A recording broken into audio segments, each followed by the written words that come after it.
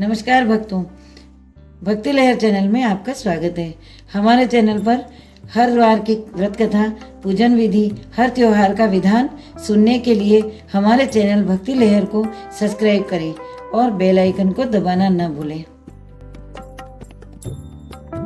हमारा आज का विषय है मंगलवार की व्रत कथा। प्राचीन काल की बात है, एक नगर में ब्राह्मण पति पत्नी रहते थे। उनके पास कोई भी संतान न होने की वजह से बहुत दुखी रहते थे।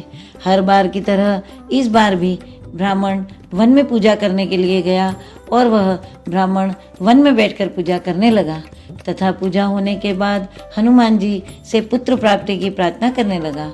और दूसरी ओर उस ब्राह्मण की पत्नी भी अपने घर में पुत्र प्राप्ति करने के लिए मंगलवार और हर मंगलवार का व्रत रखती थी।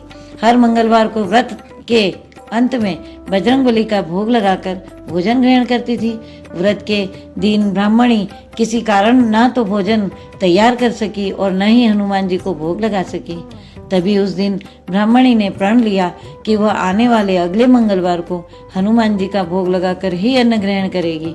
भूख प्यास से 6 दिन बिताने के बाद ही वह मंगलवार के दिन वह ब्राह्मणी बेहोश होकर गिर गई।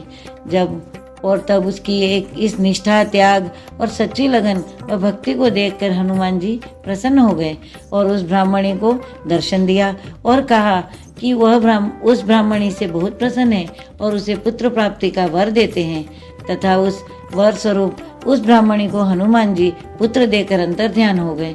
ब्राह्मणी पुत्र प्राप्ति से अति प्रसन्न हो जाती है और उस पुत्र का नाम मंगल रख लेती है। कुछ समय के बाद ब्राह्मण अपने घर वापस आया तो वह उस बालक को देखकर पूछता है कि यह बालक कौन है। तब उसकी पत्नी उस ब्राह्मण को पूरी कथा बताती है। वह ब्राह्मणी की बातों को छलपूर्ण जानकर उस ब्राह्मण ने अपनी पत्नी पर विश्वास नहीं किया। एक दिन ब्राह्मण को जब मौका मिला तो ब्राह्मण ने उस बालक को कुएं में गिरा दिया और घर लौटने के बाद ब्राह्मणी ने ब्राह्मण से पूछा, पुत्र मंगल कहाँ है।